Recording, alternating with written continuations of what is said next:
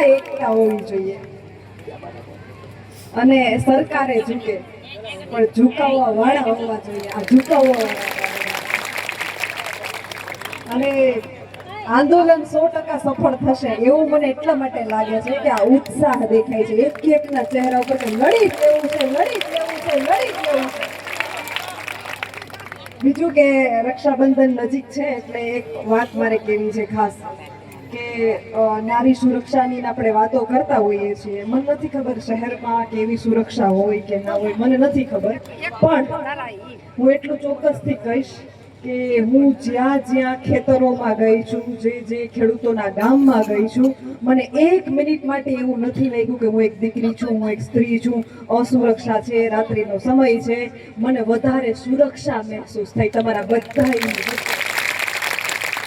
એવું નથી લાગ્યું હું છેક દ્વારકાથી આવી છું, એવું મને ક્યારેય નથી લાગ્યું. મારો જિલ્લો નથી, મને એવું લાગ્યું આ બધાય મારા પોતાના જ છે. આવી નાવી લડત લડતા રહેજો, અવિરત લડજો. અને તમે બધાએ આખા ગુજરાતને એ શીખવાડ્યું છે કે આંદોલન કેમ થાય. મરસિયા ને ગીતો ભજન ને ખંજરી લઈને જે મેં તો ડરણમાં જોયું બહેનોનો ઉત્સાહ. આજે એ બેન સૌથી મોરમ દોઢ મૂકીને આવ્યા. આંદોલનો આમ થાય એ ડરણની બહેનોએ શીખવાડ્યું હતું. તમારા બધાનો ખૂબ ખૂબ આભાર.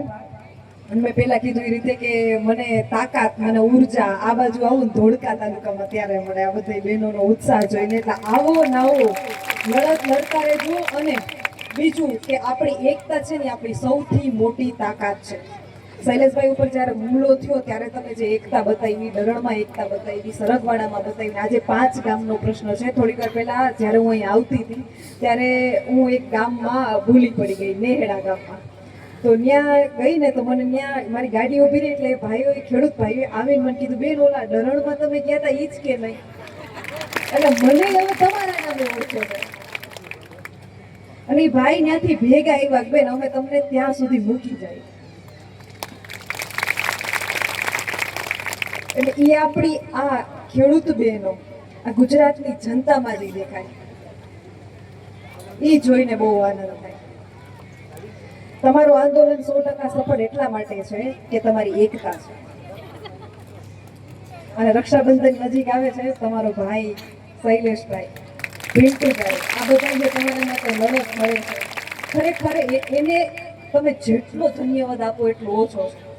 એનો કોઈ સ્વાર્થ નથી, પણ એમ છતાં એ લડે છે. અને બિન રાજકીય લડવું ની બહુ મોટી વાત છે.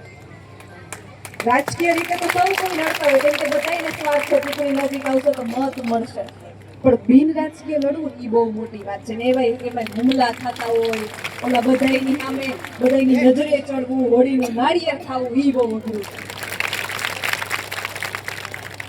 તો એ બંને ભાઈઓને રક્ષાબંધન નજીક આવે તો મારી ઈચ્છા છે આંદોલન તમારું ચાલુ હોય તો રક્ષાબંધનના દિવસે બધા શૈલેષભાઈને રાખડી બાંધજો, બધાય.